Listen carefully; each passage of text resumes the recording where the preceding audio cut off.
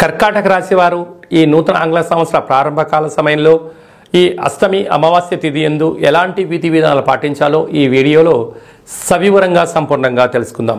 కర్కాటక రాశిలో ఏ నక్షత్రాలు వస్తనగా పునర్వసు నక్షత్రంలోని చివరి పాదం 4వ పాదము, పుష్యమి నక్షత్రంలోని 4 పాదాలు, ఆశ్లేష నక్షత్రంలోని 4 పాదాలు కలిపితే కర్కాటక రాశి. చాలామందికి పుట్టినటువంటి కాల సమయంలో డేటా ఆఫ్ బర్త్లు సక్రమంగా లేనటువంటి కారణం చేత పేరు యొక్క మొదటి అక్షరాన్ని అనుసరిస్తూ రాశిని తెలుసుకునే ప్రయత్నం అవుతుంది. అవి ఏ అక్షరాలు ఒకసారి పరిశీలన చేద్దాం. హి, హు, హే, హో, డా, డి, డు, డే అక్షరాల వారందరూ కర్కాటక రాశి జాతులే.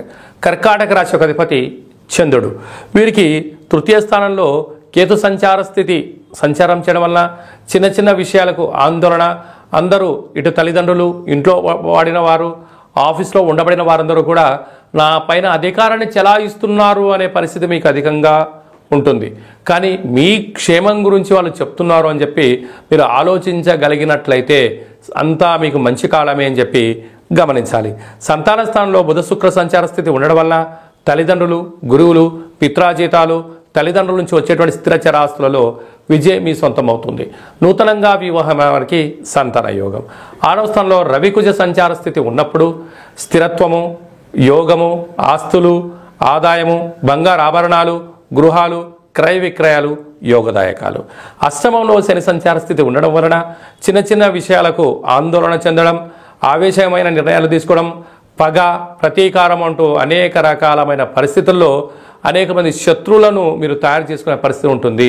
మీ జన్మ నక్షత్రం రోజున అష్టమి అమావాస్య తిథులందున జల ప్రయాణాలు, వాయు ప్రయాణాలు దూరంగా పెట్టడం వల్ల 90% ప్రమాదాలను నివారించే పరిస్థితి అధికంగా ఉంటుంది. భాగ్యస్థానంలో రాహు సంచార స్థితి ఉండడం వల్ల భార్యాభర్తలు, ప్రేమికులు, పార్ట్నర్షిప్ వ్యవహారాల మధ్య నమ్మకం, సయోధ్య, ఓర్పు, నేర్పు అవసరం. లేకపోతే అన్నింటా అనేక రకాల సమస్యలకు మీరు కేంద్రబిందు అవుతారు.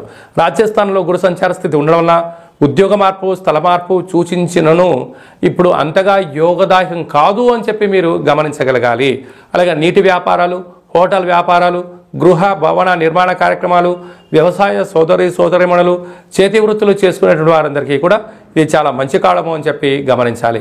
కనుక ఈ అష్టమి తిథి యందున ఈ ఆంగ్ల సంవత్సరం ప్రారంభకాల సమయంలో ఏం చేయగలగాలి అన్నట్లయితే ప్రతిరోజు తెల్లటి పుష్పాలను చంద్రుడికి నమస్కారం ప్రతిరోజు చేసుకొని శివాలయంలో రాత్రిపూటను ఏర్పాటు చేయడం, ఉదయం పూట కళవు వెంకటనాయకానిగా వెంకటేశ్వర స్వామి వారికి ప్రసాదాన్ని ఏర్పాటు చేయడము, శునకపు మహారాజులు కనుక కుక్కలకు ఆహారాన్ని మద్యాన్ని పోసినట్లయితే ఈ అష్టమ స్థానంలో శని ప్రభావము, మీరు చేస్తున్న వృత్తులలో ఉద్యోగులు ఆటంకాలు తొలగిపోతాయని చెప్పడంలో ఏమాత్రము సందేహమే లేదు అని చెప్పి గమనించాలి.